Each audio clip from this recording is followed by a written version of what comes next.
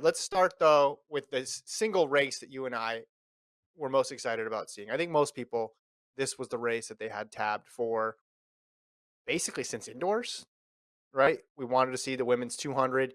We wanted to see Favor Ophelia versus Abby Steiner. Favor Ophelia had the collegiate record. Favor Ophelia had the SEC victory. And this lived up to it. This was sensational because up until this point in the meet, the weather wasn't great out there. None of the times were particularly like, whoa. And NCAA always gives you a couple of moments where you're like, wait, what? A collegiate ran that fast? And Steiner delivered in this race 21:80, smashes the collegiate record that was held by Ophelia, as I mentioned, fastest time in the world this year. And a little bit similar, I thought, Gordon, to the Joseph Fonville situation the year before or the day before, where you saw hints of it in the 100 because she came on really strong in the back half of the 100. And that made me think, all right, she's rolling. And her bend was really good. And then at that point, it was it was over for her. And Ophelia, I mean, still ran a really good time. Not a PR for her, but still a really solid time. You're just going against the fastest 200-meter runner in collegiate history in Steiner. Yeah, and she was at that time the fastest because she was the collegiate record holder Yeah, herself. that's true. But we knew, or at least the world knew, that this was going to be the marquee matchup. You have kind of round one going down, or round one early and during indoors. Steiner took indoors, then SEC Mhm. outdoors.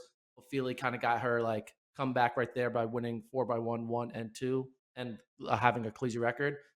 But then Yeah, when it yeah. came down to the NCAA 200, man, Steiner not only came up to that challenge and surpassed the challenge of one just beating Ophelia, but Mhm, running 21.8, mhm. number one in the world right now. That would have been top, I believe, five last year.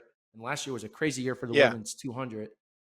yeah. And I obviously, I've been a big Abby Steiner stan. I believe that she was going to be one of our next great women's sprinters, especially in the 200.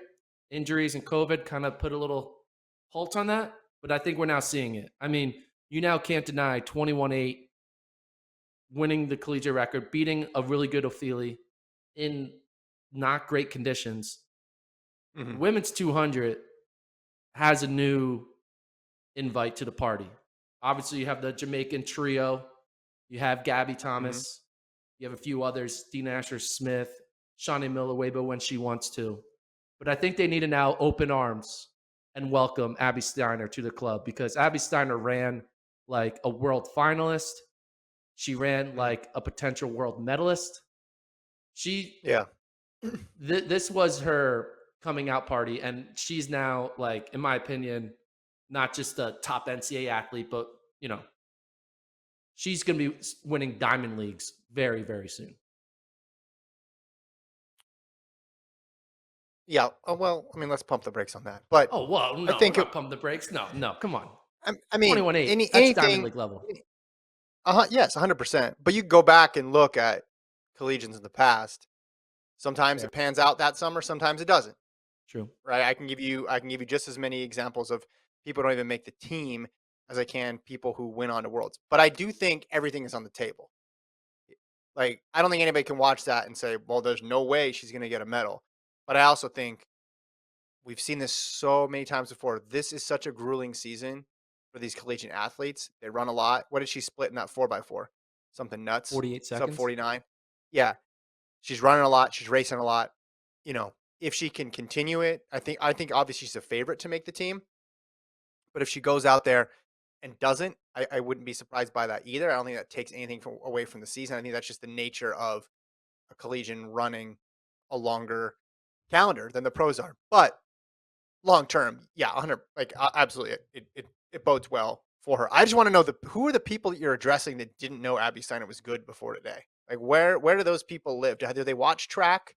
They obviously don't subscribe to this channel because you've been talking about her for like 3 years. I think everybody was aware that she was good and capable of No, this. I think She broke the people. collegiate. No, they were She broke the aware that collegiate she was record good. indoors. They were aware that she was good. They weren't aware that Mhm. she was great. And 21.8 is great. That's not good. That's not 21 high nines. That's not 22 flats. 21.8 is a Okay. new Sure. Sure. category that only the best in the world go to, not the best in a country or in a college division. So that's what I think. I think we were waiting for the big like drop because this wasn't a win in 21.99 similar to other typical low 22-second 200s. This was a Yeah. All breakaway right. from into a different tier, in my opinion. I can ask you this question. You've obviously have heard me talk about my thoughts on A Abby little bit. Steiner's ability to be a great sprinter for 3 years. Yeah. Does this performance kind of give you a little bit? All right, Gordon. I guess you kind of were right. You kind of saw it That before anyone else. Come on, I gotta get a little bit of I credit. see. No, I see every track performance through the prism of how does this make Gordon look? Does this make Gordon look good or bad? So I like that you're okay, putting it in this. No, I mean you pick someone every year and they do well. Of- You're like, yes, victory. I take your point. 2180 is different than a 22 flat. I just thought this result was we said the collegiate record is going to go down at NCAA's. We thought that there's no yeah, way. And at the beginning part of the meet, when I saw like the 100, 1 and 11, I thought, "Huh, maybe it's not that fast of a day. Maybe we're actually not going to see that. But she is so good, and Ophelia, was good too, good enough to push her. They're so good that it didn't matter. Now I know they got a pretty solid tailwind behind them. They were able to run that fast regardless. So no, it lines up with everything I thought about her. I'm more impressed with her than you picking her.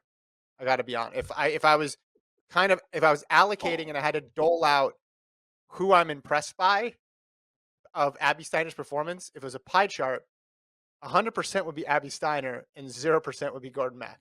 That's how I I will look at it. petition that I should get a little bit of percentage of impressment because I picked her 3 years ago. That's a long game. That's a long play. Why 3 years. I you didn't pick picked her her 3 last week. years ago. No, no, no, no. You picked her 3 years ago to win 3 years ago. You didn't pick her 3 years ago to win in 2022. You had her on the team last year, right? I mean, she got hurt. All right. Yeah, she got hurt. She got I will hurt. say this. I will say this though. Ophelia, 3 years younger than Steiner. She's going to be a superstar too. I Oh, think she's going to be 100%. great in Yeah. this event. So, all right. Showing Next person I want to consistency, talk about. being able to run low 22s consistently now, that's a mark of like you're not a flash in the pan. You can get through Mhm. rounds at an elite level. Yeah, I'm going to say right now 2028 gold medalist in the 200 favor Ophelia, and then I want you to give me credit for that because that's actually a prediction I'm making in the future. Will Okay. you do that for Fair me? enough. I We're doing the will. pot I will gladly 6 give you the years from credit. now. Thank you. Gladly. All right, appreciate that.